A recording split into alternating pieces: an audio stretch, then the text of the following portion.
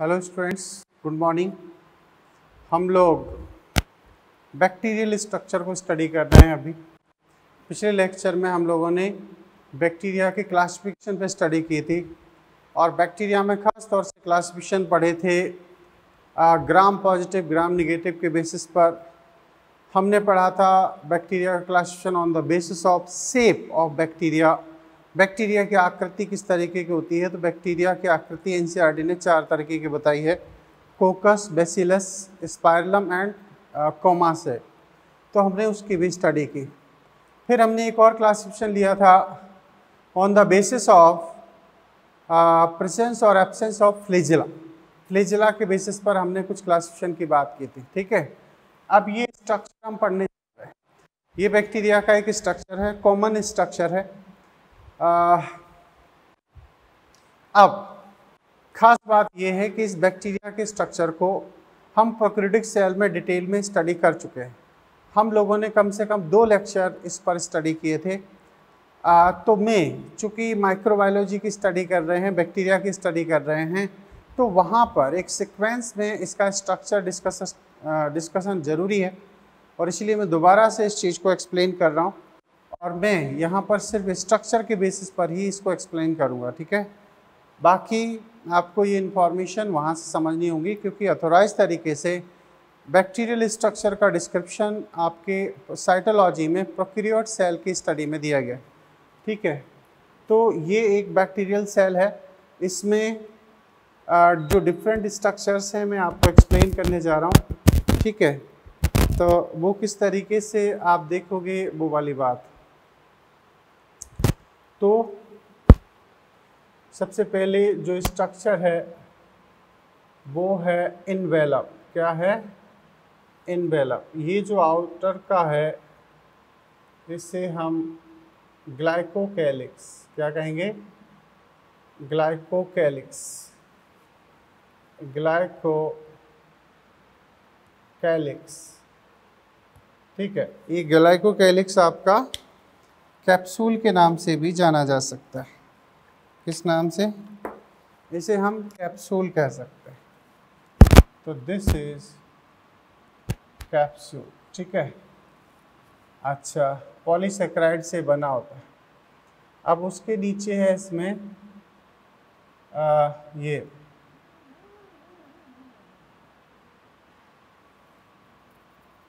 ये cell wall.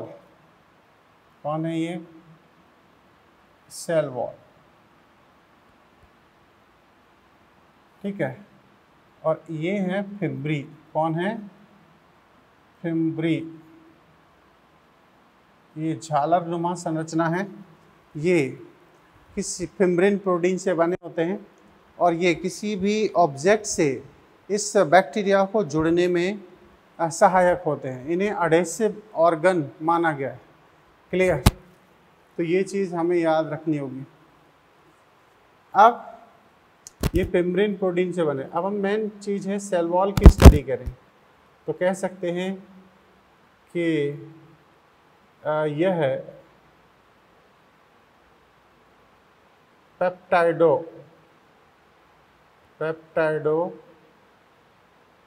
ग्लाइकेन्स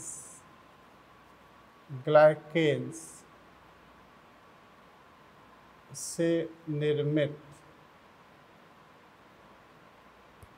peptidoglycan से निर्मित। अब इसमें क्या क्या होता है? म्यूरामिक एसिड,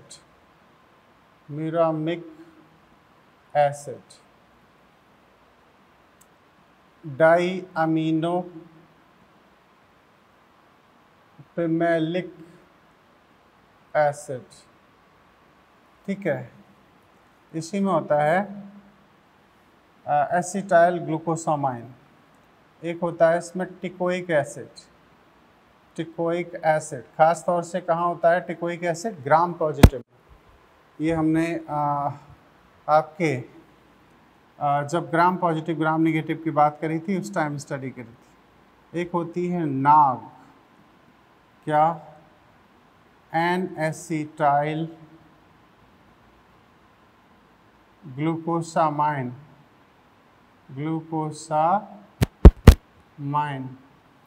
और एक होती है नाम, ठीक है, N acetyl muramic acid.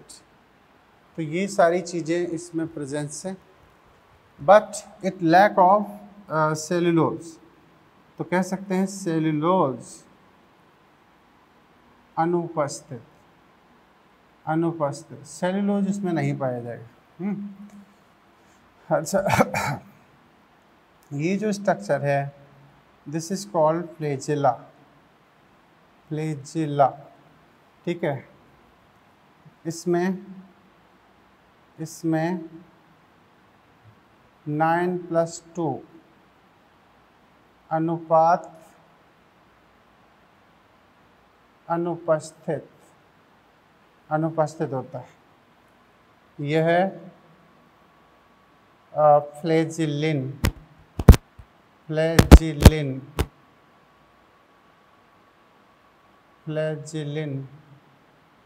Protein से निर्मित, ठीक है। इसके आधार पर एक क्वेश्चन बनता है कि प्रोकैरियोट और यूकैरियोट के फ्लैजेला में क्या अंतर है। तो प्रोकैरियोट का जो फ्लैजेला होता है 9+2 अनुपात अनुपस्थित होता है। 9+2 का मतलब है कि परिधि में 9 डबलेट्स ट्यूबुलेंट प्रोटीन और केंद्र में 2 सेंट्रल प्रोटीन, ऐसा इसके अंदर नहीं पाया जाता है। और यूकैरियोट के जो फ्लैजेला हैं वो ट्यूबुलिन से बने हैं, जबकि प्रोकैरियोट के फ्लैजेला फ्लैजेलिन प्रोटीन से बने होते हैं, ठीक है। अब हम इसकी बात करें, किसकी, ये है इसकी पिलाई। कौन है ये? पिलाई। ये सेक्स पिलाई कहलाते हैं और इनका काम है डीएनए को ट्रांसफ़र करना। तो कह सकते हैं यह है डीएनए स्थानांतरण करते हैं,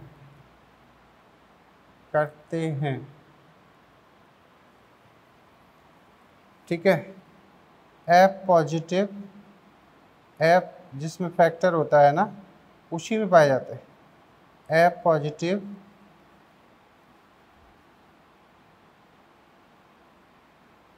पॉजिटिव इकोलाई में उपस्थित, F पॉजिटिव जो इकोलाई है उसमें उपस्थित रहते हैं और इनकी संख्या 1 से 4 बताई जाती है।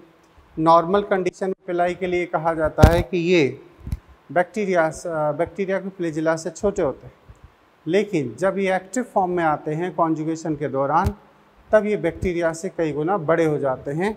और एफ जो पॉजिटिव बैक्टीरिया है जो कि डोनर की तरह वर्क करेगा, वो इस पिलाई के जरिए एफ नेगेटिव बैक्टीरिया से अटैच होता है और अपने डीएनए को ट्रांसफ़र कराता है। तो ये पिलाई हैं, इनकी संख्या आपको मिल जाती है 1 से 4, ठीक है। तो ये चीज़ हो गई। अब इसमें हम देखें तो ये जो स्ट्रक्चर आप देख रहे हो इसे हम कहेंगे टीआरएनए। क्या कहेंगे? टीआरएनए। और इसके अंदर जो स्ट्रक्चर है दिस इज़ एमआरएनए, ठीक है। तो ये एमआरएनए है, ये टीआरएनए और ये है 70S ribosome, 70S ribosome, clear? ऐसे, ओके। और इन्हें हम कहेंगे गैस वैक्यूल। क्या कहेंगे? Gas vacuole. ऑब्वियसली ये हैं गैस वैक्यूल, ये इनमें गैसेस भरी रहती हैं। इनके लिए कहा गया है कि ये एक झिल्ली से आवृत जरूर होते हैं, लेकिन ये वास्तविक झिल्ली नहीं होती है, क्योंकि गैस वैक्यूल को हम सेल इंक्लूजन में इंक्लूड करते हैं। और इनके लिए कहा जाता है कि इनमें गैस भरी रहती है और ये इस बैक्टीरिया को प्रकाश संश्लेषण के दौरान बुयांसी प्रोवाइड करते हैं, यानी कि पानी की ऊपरी सतह पर रखने में सहायक होते हैं और फिर ये प्रकाश संश्लेषण कर पाते हैं ये बैक्टीरिया। ठीक है, ख़ास तौर से साइनोबैक्टीरिया, बीजीए जिसे अपन कहते हैं, ब्लू ग्रीन एल्गी जिसे कहते हैं, नीलहरित शैवाल कहते हैं, वो प्रकाश संश्लेषी हैं, उनमें खास तौर से ये पाए जाते हैं। इसके अलावा ग्रीन सल्फर बैक्टीरिया और पर्पल सल्फर बैक्टीरिया, इनमें भी गैस वैक्यूल की प्रेजेंस पाई जाती है। ये प्रोकैरियोट वाले हिस्से में डिस्क्राइब किया गया। ठीक है, अब हम बात करें कि ये क्या है। ये एक्चुअली मीजोसोम, इसे हम क्या कहें, ये स्ट्रक्चर जो आप देख रहे हो, दिस इज कॉल्ड मीजोसोम। क्या है ये? मीजोसोम। ठीक है, इसे कभी मत भूलना। ये इस सेल में, बैक्टीरिया में बहुत ख़ास है। कह सकते हो यह या इसे झिल्ली का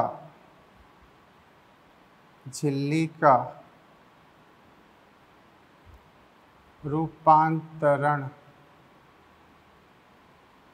मानते हैं। ठीक है, ये झिल्ली का रूपांतरण नंबर 1। इसमें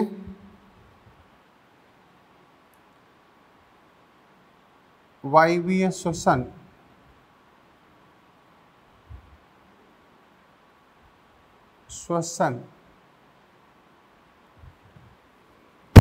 वायवीय श्वसन की क्रिया होती हैं। अतः कॉन्ड्रियोइड कहलाता है।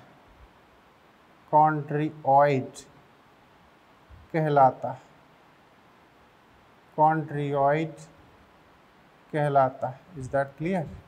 ऐसे इसके बाद में इसके कार्य क्या है?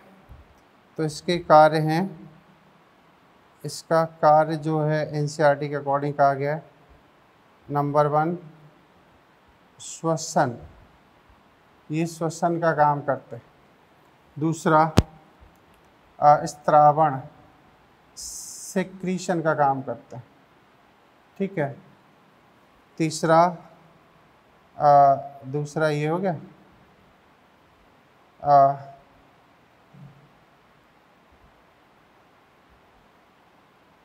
और किसका काम करते हैं?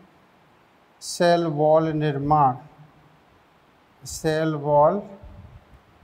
निर्माण। क्लियर? ऐसे। और उसके बाद में ये क्या काम करते हैं? ये डीएनए को रिसेप्टर की तरह वर्क करते हैं। कोशिका विभाजन के समय सहायक होते हैं। कोशिका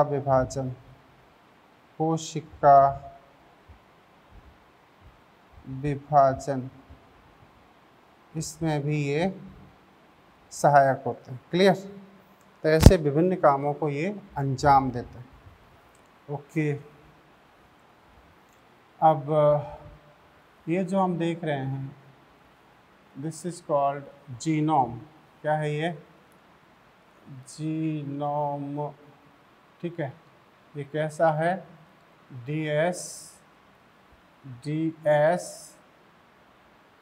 डीएनए, ये जीनोम कहलाता है। अब इसमें क्या खास बात है? जी ट्रिपल बॉन्ड सी की मात्रा अधिक।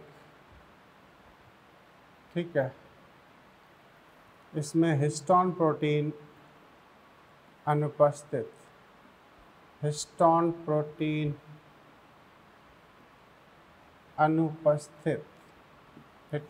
प्रोटीन इसमें नहीं पाई जाती। इसके बाद में इसे हम न्यूक्लियोइड कहा जाता है, क्योंकि इस पर न्यूक्लियर मेम्ब्रेन नहीं होती। न्यूक्लियर मेम्ब्रेन नहीं होने के कारण ही हम इसे न्यूक्लियोइड नाम देते हैं। क्या नाम देते हैं? न्यूक्लियोइड।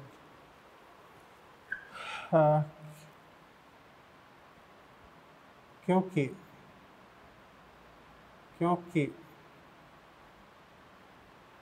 केंद्रक झिल्ली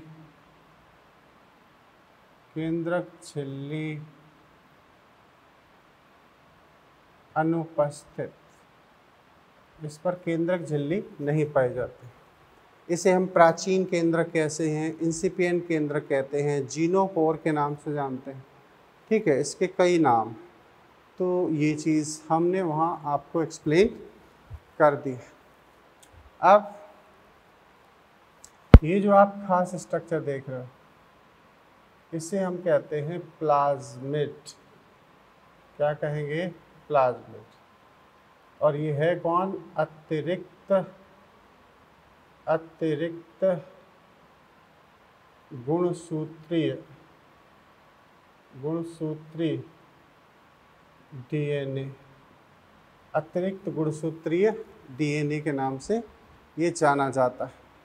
और ये स्वतंत्र है, इस पर इस मुख्य डीएनए का कोई प्रभाव नहीं पड़ता।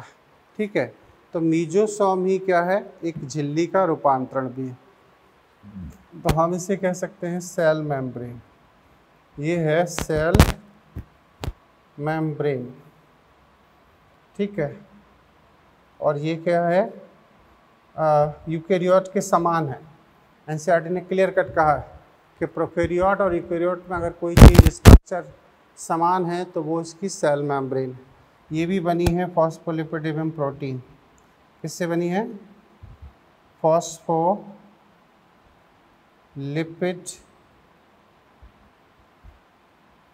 एवं प्रोटीन। ठीक है, इन चीज़ों से ये बनी होती, फॉस्फोलिपिड एंड प्रोटीन। तो इस तरीके से कहा जाता है। अच्छा, फ्लैजेला एक प्रचलन अंग भी है, लोकोमोटरी ऑर्गन है। ये प्रचलन में सहायक होता है ऐसे। और ये जो बीच में आप देख रहे हो, ये इसका साइटोप्लाज्म। तो इस तरीके से एक बैक्टीरिया में डिफरेंट स्ट्रक्चर्स प्रेजेंस होते हैं, मौजूद होते हैं, और ये हमें कम से कम ठीक से समझ लेना चाहिए, है ना। कुछ सेल इंक्लूजन्स भी पाए जाते हैं, तो उन्हें हमने यहाँ पर एक्सप्लेन नहीं किया है, ठीक है, लेकिन उपस्थित रहते हैं ये चीज़।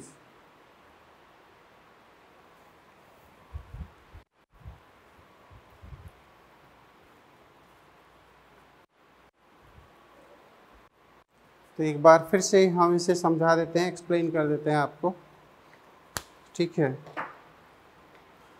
तो आप ये देख रहे हैं राउंडेड स्फेरिकल स्ट्रक्चर। ये ओवरऑल एक बैक्टीरिया का स्ट्रक्चर है। बैक्टीरिया जो मेजॉरिटी में स्ट्रक्चर कंटेन करते हैं वही इसमें प्रेजेंस है, ठीक है।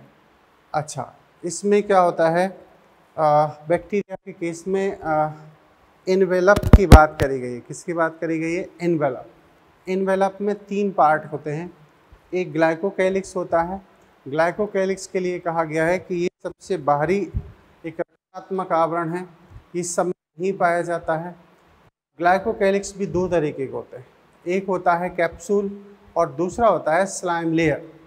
कैप्सूल के लिए कहा जाता है कि वह ग्लाइकोकैलिक्स जो बैक्टीरिया की कोशिका भित्ति से जटिलतापूर्वक जुड़ता है वो कैप्सूल कहलाता है, लेकिन जो ढीले रूप में जुड़ता है बैक्टीरिया की सेल वॉल से वो स्लाइम लेयर के नाम से जाना जाता है।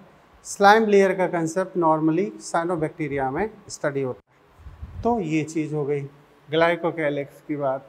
ये पॉलीसैकेराइड से मिलकर बनी हुई एक संरचना है जो सेल वॉल के भी बाहरी हिस्से में पाई जाती है। अब आती है बात सेल वॉल की।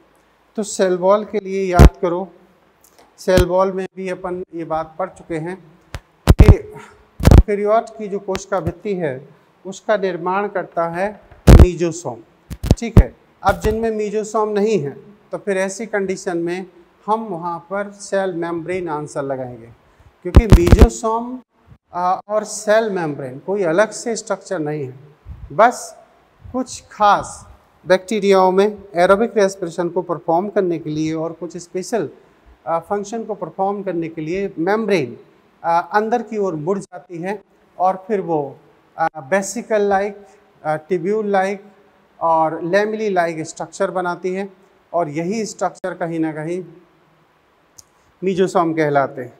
मीजोसोम के लिए कहा जाता है कि mesosome are extension of cell membrane presence towards the matrix region, यानी कि बैक्टीरिया की सेल में ये मैट्रिक्स की ओर पाए जाने वाले झिल्ली की अतिवृद्धि होती है।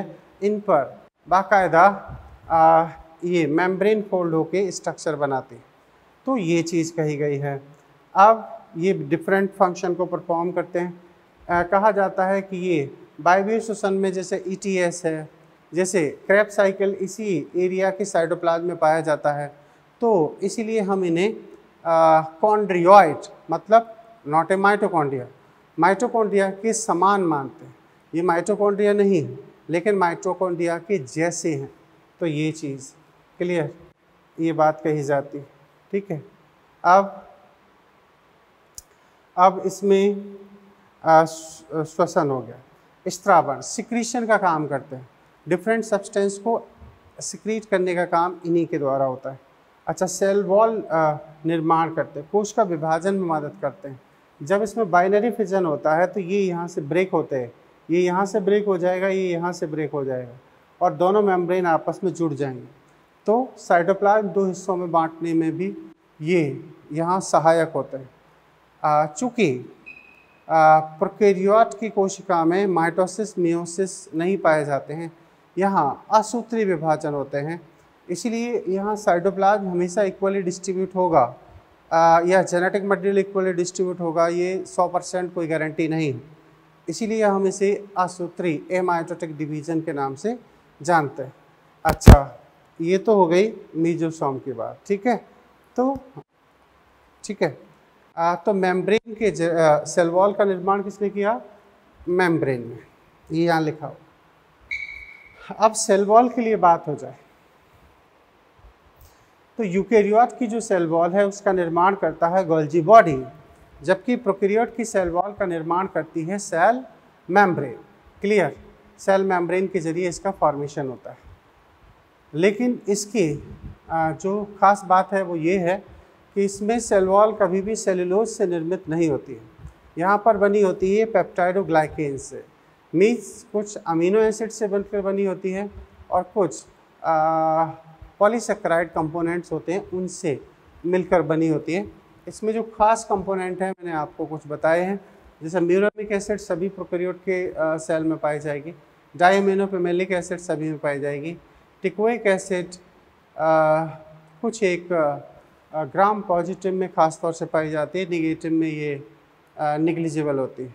इसके बाद में नाग है, नाम है, सेलुलोज अनुपस्थित होता है। ठीक है, अब सेल वॉल से जो एक्सटेंडेड फॉर्म होते हैं उसमें एक फ्लैजेला आता है। अब फ्लैजेला बैक्टीरिया पर हैं तो वो ट्राइकस बैक्टीरिया होंगे, और अगर फ्लैजेला नहीं है तो ए ट्राइकस बैक्टीरिया होंगे। ए ट्राइकस बैक्टीरिया का मतलब है कि जिन पर फ्लैजेला नहीं है और वो नॉन मोटाइल कंडीशन को शो करेंगे, लेकिन जिन पर फ्लैजेला हैं तो वो मोनोट्राइकस हो सकते हैं, एम्फीट्राइकस हो सकते हैं, सेफेलोट्राइकस हो सकते हैं, पेरीट्राइकस हो सकते हैं। इनका जिक्र मैं पहले ही कुछ एक लेक्चर में कर चुका हूँ। अच्छा, ये फ्लैजेलन प्रोटीन से बने हैं, इनमें 9:2 रेशो अनुपस्थित है। ठीक है, और इन्हें बैक्टीरिया का प्रचलन अंग माना जाता है। They are locomotory organ of bacteria, याद रहे इस चीज़ को। जबकि फिम्ब्री और पिलाई ये भी इलोंगेटेड स्ट्रक्चर है, लंबी संरचनाएं हैं, लेकिन ये फ्लैजेला के लोकोमोटरी ऑर्गन नहीं है। ये कई बार क्वेश्चन पूछा जा चुका है। अब यहीं पर अपन समझ लेते हैं पिलाई क्या है। पिलाई एक्चुअली एक बैक्टीरिया के डीएनए को दूसरे बैक्टीरिया में ट्रांसफ़र करने में सहायक होती है, और ख़ास तौर से कॉन्जुगेशन के टाइम पर ये पिलाई काम करते हैं। इन्हें हम सेक्स पिलाई भी कहते हैं। ये सिर्फ इनके लिए कहा जाता है कि ये सिर्फ और सिर्फ उन्हीं में पाई जाती हैं जहां एप पॉजिटिव प्लाज्मिड होता है, या एपिसोम भी जिसे हम कहते हैं। तो एप पॉजिटिव जो बैक्टीरिया होते हैं उसी में इसकी प्रेजेंस होती है। क्यों? क्योंकि जो प्लाज्मिड है उसी में पिलाई को बनाने के जीन होते हैं। तो कहा जाता है कि जहाँ जहाँ ये प्लाज्मिड जाएगा, जिस बैक्टीरिया में निगेटिव में भी जाएगा, तो फिर वहाँ जब एफ फैक्टर पॉजिटिव पहुँच जाएगा तो उस पर भी फ्लैजिला का पिलाई का फॉर्मेशन हो जाता है, और फिर वो निगेटिव थे वो अब डोनर की तरह वर्क करते हैं। तभी तो याद करो, आपके प्रोकैरियोट वाले हिस्से में ये बात लिखी गई थी एनसीईआरटी में कि plasmid maintain phenotype character of bacteria. तो फिनोटाइप कैरेक्टर समझने के लिए भी ये बड़ी इंपॉर्टेंट बात है कि जहाँ जहाँ एप प्लाज्मिड होगा वहाँ पिलाई पाए जाएंगे, क्योंकि एप प्लाज्मिड पर ही पिलाई को बनाने के जीन होते हैं। ये एक जेनेटिक कंट्रोल मैकेनिज्म है, ठीक है। तो ये चीज़ पिलाई नॉर्मल कंडीशन में फ्लैजिला से छोटे, लेकिन जब एक्टिव कंडीशन में आते हैं तो फ्लैजिला से कई गुना ये बड़े हो जाते हैं और फिर रिप्रोडक्शन में पार्टिसिपेट करते हैं, रिप्रोडक्शन में भाग लेते हैं। अब ये फिम्बरी का काम क्या है? फिम्बरी को हिंदी में झालर कहा जाता है। झालर जैसे लड़ियाँ होती हैं, जैसे ब्रेसलेट होता है, ब्रेसलेट पर छोटे छोटे ऐसे कुछ हैंगिंग पोजीशन में रहते हैं, उन्हें ब्रेसलेट कहा जाता है। तो ब्रिसल्स, इंग्लिश में इसको ब्रिसल्स कहा और हिंदी में इसे झालर कहा गया। तो कहने का मतलब ये हुआ कि ये इनका लोकोमोशन में वर्क नहीं है, लेकिन जब ये स्ट्रीम्स धाराओं में बह रहे होते हैं या किसी अपने होस्ट से अटैच होना होता है या किसी फूड पार्टिकल से इनको जुड़ना होता है, ऐसी परिस्थितियों में ये उपयुक्त आधार से बैक्टीरिया को जुड़ने में मददगार होते हैं। ये फिम्ब्रिन प्रोटीन से बने होते हैं, ये भी एक खास तरीके की प्रोटीन होती है, इससे ही बने होते हैं। इनकी संख्या इस पिलाई से कई गुना ज़्यादा हो सकती है। तो ये थी सेल वॉल की बात, क्लियर। अब मेम्ब्रेन की बात हम ऑलरेडी कर चुके हैं। यहाँ पर एक चीज़ और कि प्रोकैरियोट में कहो या बैक्टीरिया में कहो, अगर सबसे ज़्यादा कोई एक्टिव संरचना है तो वो इसकी मेम्ब्रेन है। एक और चीज़ याद रखना कि मीजोसोम सब जगह नहीं पाए जाते, लेकिन मेम्ब्रेन हर एक सेल में पाई जाती है, चाहे प्रोकैरियोट हो चाहे यूकैरियोट हो। तो कहा यह जाता है कि मेम्ब्रेन के बेसिस पर प्रोकैरियोट और यूकैरियोट समानता दर्शाते हैं। और अब जैसे साइनोबैक्टीरिया है उसमें मीजोसोम नहीं होते, लेकिन सेल वॉल तो उसमें भी पाई जाती है। तो ऐसी परिस्थितियों में सेल वॉल बनाने का काम कौन करेगा? तो सेल वॉल निर्माण का जो काम होगा वो कहीं ना कहीं मेम्ब्रेन का ही होगा। तो मेम्ब्रेन ही यहाँ सेल वॉल बनाने का मेन काम करता है। सेल वॉल खुद फॉस्फोलिपिड प्रोटीन से बनी है, इसीलिए इनके अंदर जो कंपोनेंट्स होते हैं वो भी ज़्यादातर अमीनो एसिड के फॉर्म में ही पाए जाते हैं। तो ये बात हो रही है मेम्ब्रेन से रिलेटेड। अब यहाँ एक और चीज़ है, एनसीईआरटी ने क्लियर कट कहा है कि इनके जो ये राइबोसोम होते हैं जो कि 70S हैं, ये 70S राइबोसोम झिल्ली से जुड़े रहते हैं। जो 70S राइबोसोम हैं इनकी जो छोटी इकाई होती है वो 30S होती है, जबकि बड़ी इकाई 40S होती है। तो 50S, सॉरी, तो 50S और 30S। तो इस तरीके से 50S वाली यूनिट से ये मेम्ब्रेन के साइड में जुड़े रहते हैं। mRNA से अटैच होने से हम इन्हें पॉलीराइबोसोम के नाम से भी जान सकते हैं। तो ये हो गए। अब रही बात ये गैस वैक्यूल की, तो गैस वैक्यूल सिर्फ उन्हीं में पाई जाएगी जो बैक्टीरिया प्रकाश संश्लेषण करेंगे। क्यों? क्योंकि प्रकाश संश्लेषण के लिए प्रकाश की उपस्थिति में होना इनको जरूरी है। तो गैस वैक्यूल क्या करती है? इनको ऊपर पानी की ऊपरी सतह पर बनाए रखने में मददगार होती है, क्योंकि इसमें गैस की फिलिंग पाई जाती है। अब ये भी सेल इंक्लूजन्स में रखे गए हैं, और सेल इंक्लूजन की एक शर्त ये भी है कि जो भी सब्सटेंस सेल इंक्लूजन में आएगा उस पर मेम्ब्रेन नहीं होगी। दूसरा, उसको जीवित नहीं होना चाहिए, तीसरा, इसमें पदार्थों का संग्रह होना चाहिए, ठीक है। लेकिन इस पर तो एक मेम्ब्रेन पाई जाती है, लेकिन ये मेम्ब्रेन सत्य नहीं है, ये सिर्फ और सिर्फ प्रोटीन की बनी होती है। इसकी मेम्ब्रेन के लिए कहा जाता है कि ये मेम्ब्रेन पानी के लिए अपारगम्य है, क्योंकि अगर पानी के लिए पारगम्य होते तो ये पानी इस गैस में चला जाता, गैस वैक्यूल में, और गैस वैक्यूल में अगर वाटर की एंट्री हो जाती तो फिर गैस को रिप्लेस कर देता वाटर, और ऐसी कंडीशन में इस वैक्यूल के अंदर गैस की फिलिंग नहीं हो पाती, और गैस की फिलिंग नहीं हो पाती तो फिर ये बियोंसी का जो कंसेप्ट है वो पॉसिबल नहीं होता। इसीलिए मेम्ब्रेन तो है, लेकिन वो ट्रू मेम्ब्रेन नहीं है, वो सिर्फ प्रोटीन से बनी हुई एक मेम्ब्रेन है। हाँ, ये बात हो गई। Presence cyanobacteria, green sulphur bacteria, purple sulphur bacteria, इनमें पाए जाते हैं। आगे ये टीआरएनए हैं जो क्वेश्चन मार्क्स मैंने बनाए हैं, इनके अंदर जो आपको धागा नज़र आ रहा है 70S राइबोसोम के अंदर, ये एमआरएनए को रिप्रेजेंट करता है, तभी ये प्रोटीन का निर्माण कर सकता है। इसके जीनोम की खास बात ये है कि इसका जीनोम डबल स्टैंडर्ड होता है, सर्कुलर फॉर्म में पाया जाता है, इसमें G+C की मात्रा ज़्यादा होती है। G+C ज़्यादा होने का मतलब क्या है कि एक डीएनए में 4 नाइट्रोजन बेस होते हैं। एडेनिन थायमिन के साथ जुड़ता है, ग्वानिन साइटोसिन के साथ जुड़ता है। एडेनिन थायमिन से 2 हाइड्रोजन बॉन्ड, ये जो बॉन्ड हैं इन्हें हम कहते हैं H bond, means hydrogen bond. और GC ग्वानिन और साइटोसिन जो आपस में जुड़ते हैं वो 3 हाइड्रोजन बॉन्ड से आपस में कनेक्ट होते हैं, जुड़ते हैं।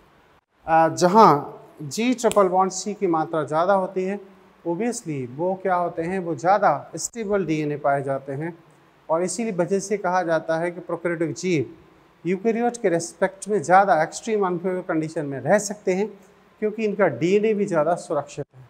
मैंने पिछले लेक्चर में आपसे एक हेडिंग जोड़ी थी कि वाई बैक्टीरिया आर कॉस्मोपॉलिटन, क्यों बैक्टीरिया सर्वव्यापी होते हैं, क्यों बैक्टीरिया सब जगह रह सकते हैं। तो उसकी एक वजह ये भी मानी जाती है कि इनके डीएनए अपेक्षाकृत यूकेरियोट के ज़्यादा स्थायित्व दर्शाते हैं, ज़्यादा स्टेबिलिटी शो करते हैं। क्यों? क्योंकि इनमें G+C की मात्रा ज़्यादा होती है। अब यहाँ याद कर सकते हो, जब मैंने क्लोरोप्लास्ट और माइटोकॉन्ड्रिया पढ़ाया था, उसके जीनोम में भी G+C की मात्रा हमने ज़्यादा बताई थी। तो आप एक बात और यहाँ समझ सकते हो कि माइटोकॉन्ड्रिया और क्लोरोप्लास्ट का जो डीएनए है वो प्रोकैरियोट के जैसा ही है, इसलिए क्लोरोप्लास्ट और माइटोकॉन्ड्रिया में जो सिमिलरिटी है वो कहीं ना कहीं प्रोकैरियोट से दर्शाई जाती है, प्रोकैरियोट के समान ही होती है। ठीक है, तो G+C की मात्रा। अच्छा, याद करो क्यों बैक्टीरिया सर्वव्यापी है, तो एक कारण ये हो सकता है। दूसरे मैंने 2 कारण आपको वहाँ लिखा दिए थे। एक तो ये लिखाया था कि bacteria have maximum mode of nutrition, bacteria में सबसे ज़्यादा भोजन की विधियाँ पाई जाती हैं। ये हम इस लेक्चर में या अगले लेक्चर में बाकायदा टेबल के जरिए आपको एक्सप्लेन भी करेंगे। ठीक है, तो ये चीज़,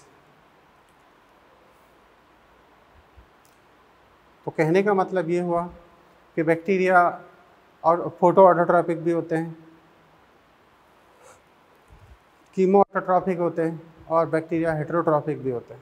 हेटेरोट्रॉपिक का मतलब है कि बैक्टीरिया सप्रोफाइट होते हैं, पैरासाइट होते हैं, सिम्बायोसिस फॉर्म में अपना मोड ऑफ न्यूट्रिशन दर्शाते हैं। तो अच्छा, फिर दूसरा पॉइंट क्या था कि इनमें एंडोस्पोर पाए जाते हैं। एंडोस्पोर भी हम आगे स्टडी करेंगे इसके रिप्रोडक्शन में। एंडोस्पोर के लिए कहा जाता है कि एंडोस्पोर हाईली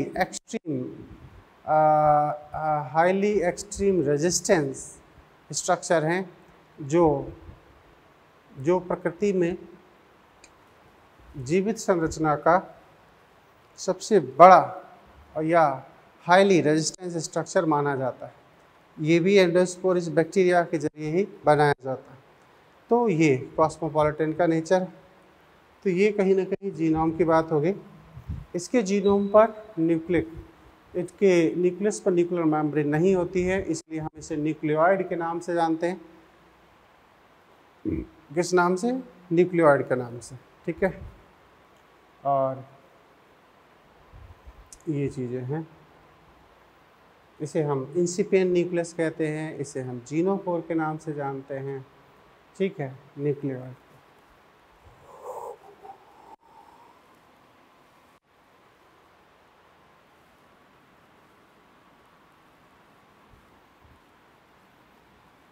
तो मीजोसोम मैंने आपको एक्सप्लेन कर दिए। अब हम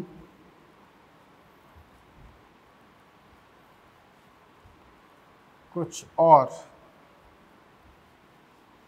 स्ट्रक्चर्स पर बात कर लेते हैं।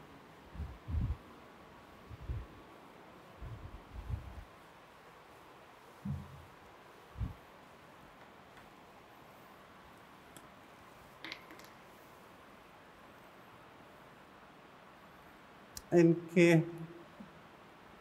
केंद्रक को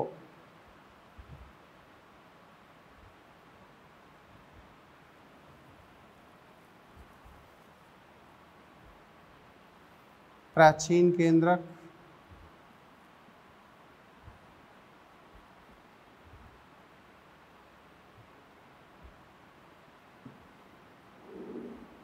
जीनोफोर। जीनोफोर क्यों?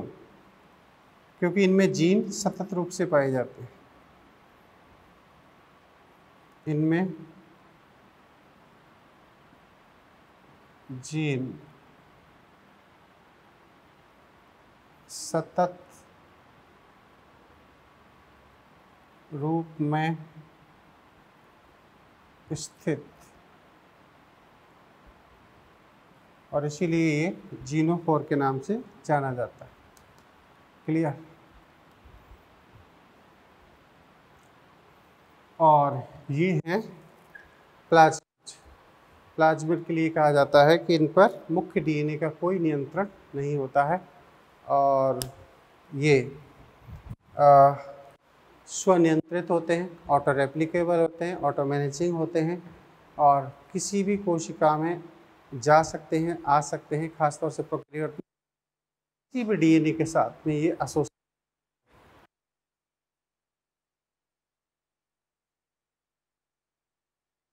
ज़्यादा उपयोग किया गया है। इन्हें HA नाम।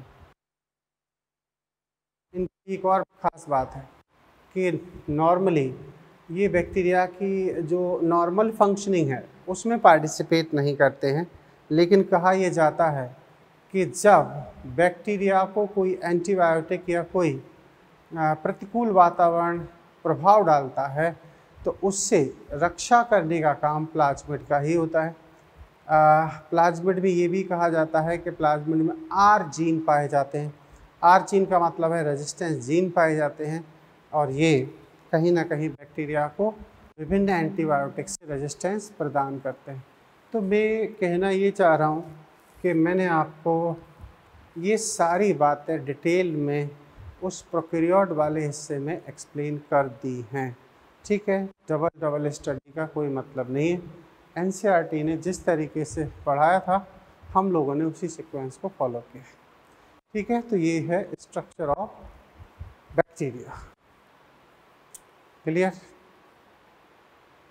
अब हम आपको ले चलते हैं बैक्टीरिया में श्वसन, रेस्पिरेशन इन बैक्टीरिया। क्लियर? तो रेस्पिरेशन की हम स्टडी करेंगे। इसमें रेस्पिरेशन किस तरीके का पाया जाता है? तो बैक्टीरिया में कहा जाता है डिफरेंट टाइप की रेस्पिरेशन प्रोसेस हैं, हम उन्हें स्टडी करेंगे, ये हमारे काम आते हैं। क्लियर? तो ये चीज़ ये इसे हटाना पड़ेगा और हमें आगे की प्रोसेस को समझना होगा। Respiration in bacteria.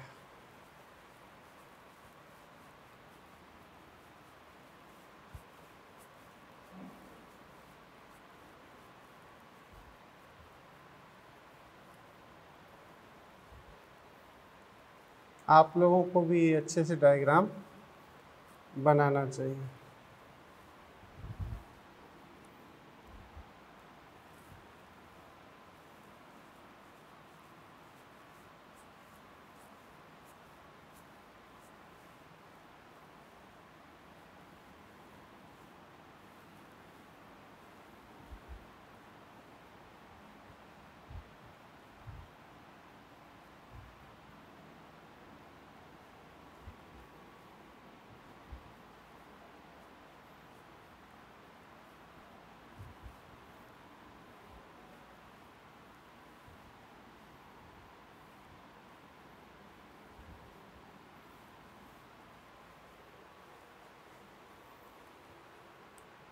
Next heading है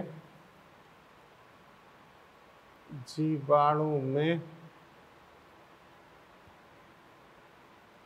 श्वसन।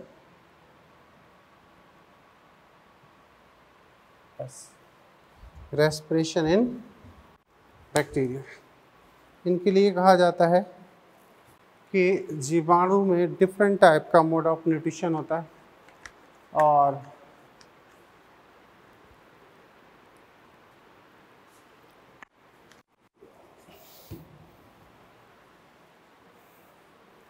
इनमें वायवीय श्वसन भी होता है, इनमें अवायवीय श्वसन भी होता है। तो कह सकते हैं इनमें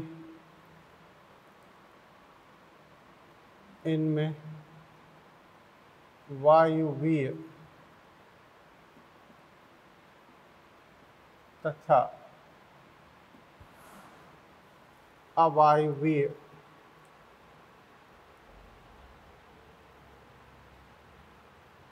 दोनों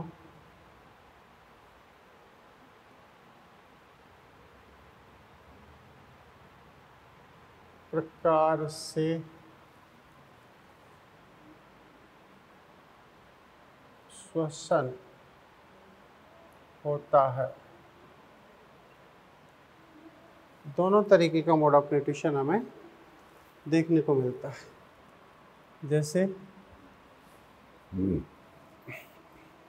अविकल्पी वायवीय ऑब्लिगेट एरोबिक। अविकल्पी वायवीय अविकल्पी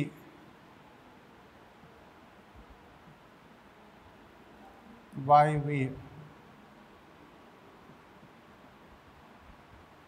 जीवाणु। ठीक है, कह सकते हैं यह सिर्फ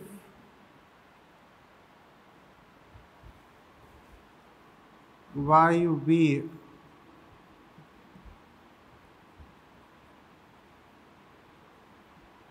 अवस्था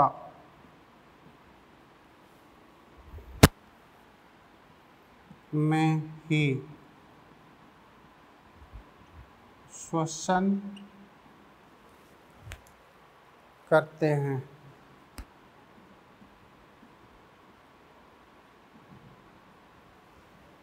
उदाहरण बैसिलस सबटिलिस। Bacillus subtilis. दूसरा है फैकल्टेटिव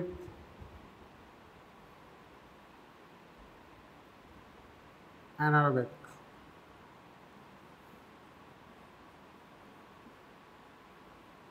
फैकल्टेटिव एंड एरोबिक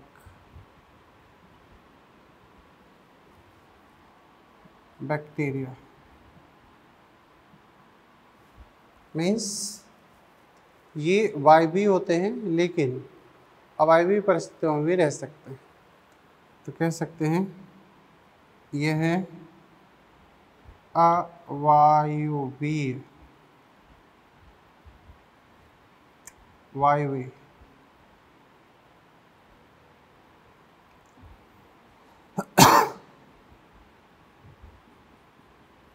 जीवाणु हैं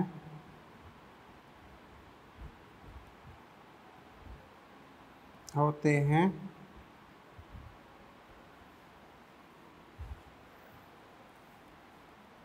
लेकिन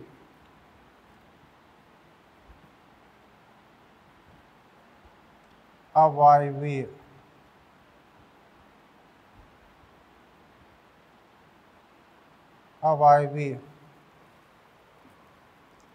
वातावरण में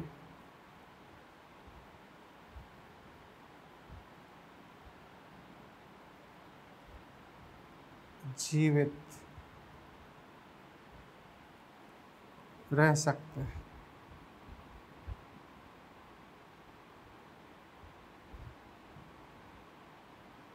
रह सकते हैं। ठीक है, इसमें कौन आएगा? उदाहरण के नाम पर याद करो कुछ आर्की बैक्टीरिया, जैसे हेलोफिल्स बैक्टीरिया, उसके बाद में थर्मोएसिडोफिल, थर्मोएसिडोफिल्स,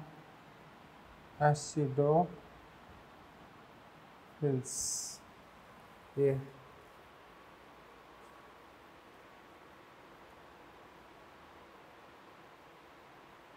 एनारोबिक।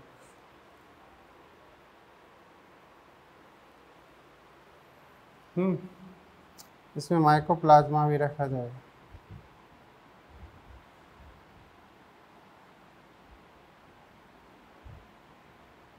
ऐसे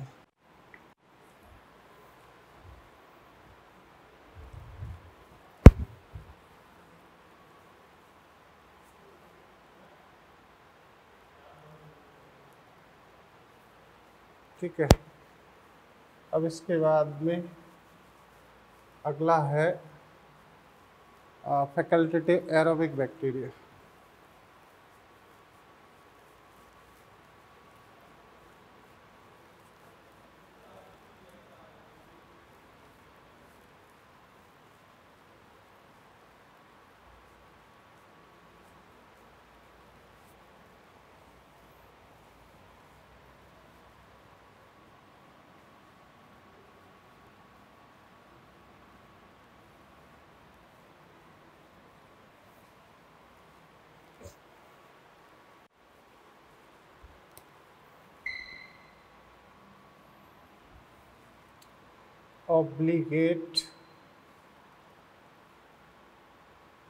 obligate anaerobic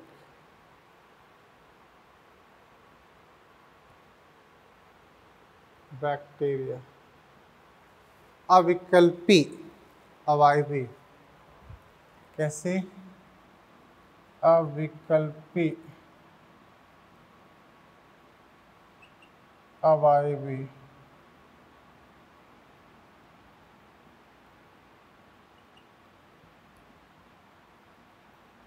जीवाणु। ठीक है,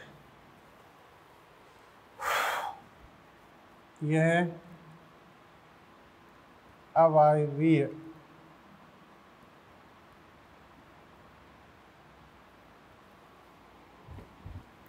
परिस्थितियों में ही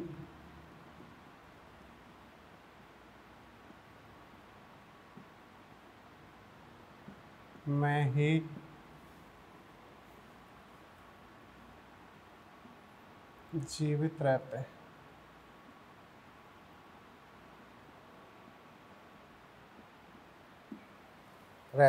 ठीक है, अब क्या? अब ये क्लोस्ट्रीडियम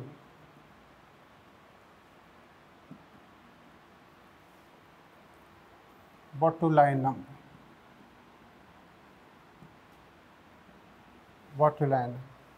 ये एक्चुअली फूड पॉइजनिंग का काम करता है। अभी रिसेंटली पीएमटी में क्वेश्चन भी बने। ये डब्बा बंद पैक्ड फूड में पाया जाता है ना। ये डब्बे के अंदर रहता है।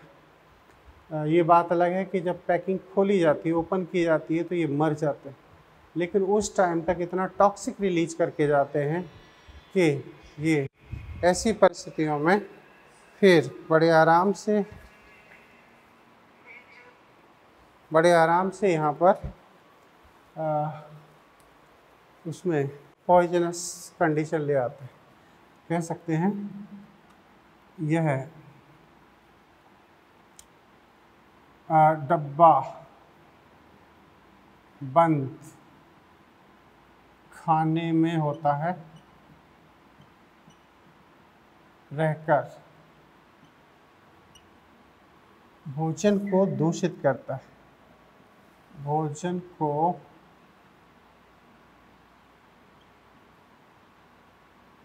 दूषित करता है। ठीक है, ऐसे फूड पॉइजनिंग इससे होती है। अब है, इसी में हम मीथेन बैक्टीरिया को भी रख सकते थे, ठीक है। अब चौथा है ऑब्लिगेट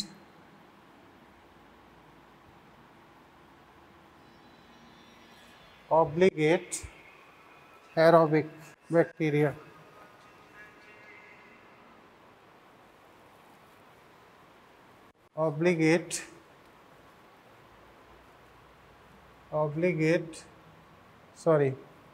फैकल्टेटिव, ये एनारोबिक है, एरोबिक, फैकल्टेटिव एरोबिक बैक्टीरिया, ठीक है। विकल्पी वायवीय जीवाणु, विकल्पी वायवीय जीवाणु, यह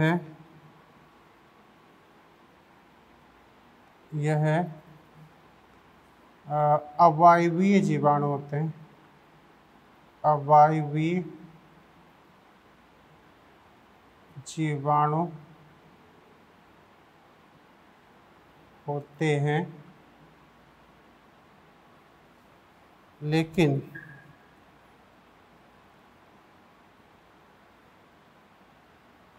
वायवीय वातावरण में भी रह सकते हैं, वायवीय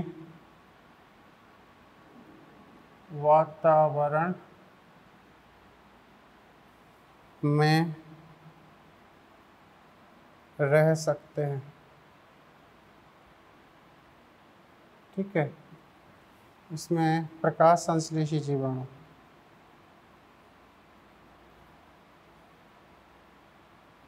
संश्लेषी जीवाणु, रोडोस्पाइरलम,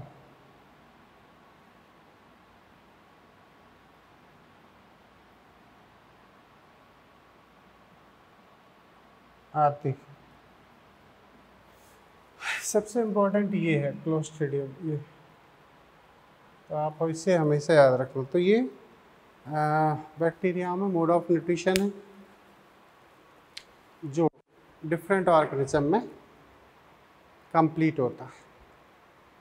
क्लियर ये चीज़?